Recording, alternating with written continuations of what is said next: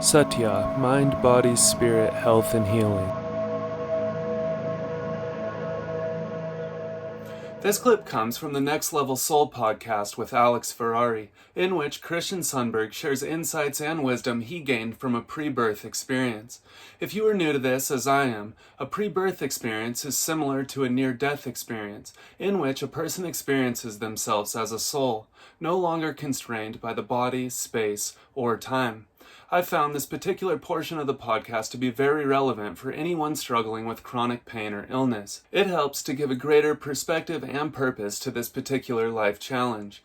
In this clip, Christian describes an encounter he had with another soul, one that had experienced many physical incarnations and had learned a great deal, especially during a particular lifetime in which chronic pain and illness were experienced. As you listen to this pre-birth experience, or near-birth experience, as I like to call it, remember that you don't have to believe anything. As I once heard Guru Dev remark, you only believe what you don't know.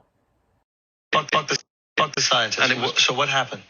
I remember long ago, before I had ever been physical at all, had any physical incarnations, coming across a being who had been physical. And I could feel from this being the quality of his nature, his essence. This is very hard to describe, but in those systems, we share telepathically. Everything's telepathic. We just have a constant sharing of feeling and information and knowing. It's not like here we have to throw clunky words at each other. There, you can actually feel the other being as a part of you, and the environment is part of you. You're connected to all things. And I felt from him this amazing joy and power. And I asked him, my goodness, what could you possibly have done to be this? And do you feel as much joy and power as I feel that you feel? And he shared yes. And he shared with me this huge amount of information and feeling and context. And one of the main things he shared with me is that he had lived a physical life. Well, he had lived many lives, but one in particular that he shared was a time that he had suffered physically from a long-term chronic health condition. And it was very painful. But the way that he chose to meet that experience, it's so hard to describe, the quality of the intention that he brought into that experience allowed a refinement of his being. And it was so beautiful and so full of power. And I said, I want to do that. I want to do that. I am going to do that. I was just very inspired. And Where do I sign up? Where do I sign up? Yeah, exactly. And he said, kind of playfully, like, yeah, that's what they all say. Like, you don't know how hard it is. You don't know. You just don't know how difficult it is. And I said, no, I mean it. I want to do this. And he said, well, go talk to your guides. So I don't have right after that, but I know I lived many times.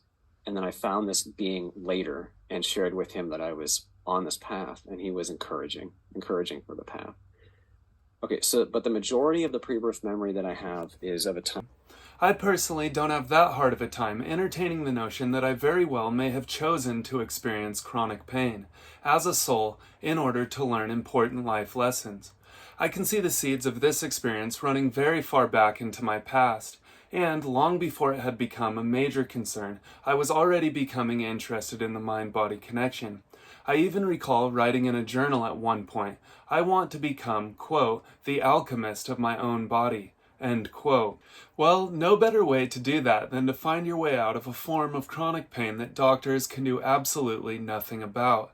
As I move forward on my path of healing, I continue to learn to live with courage and faith, and face the shame, guilt, anger, and overall fear that certainly seems to have been lingering and mounting for lifetimes. The key point I took from this clip was when Christian mentioned the intention with which this being had faced their situation, which is all we really have any control over.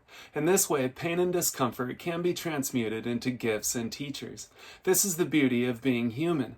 We get to choose. Will we use our pain to remain victims, despairing and hopeless, or will we use it to grow and evolve?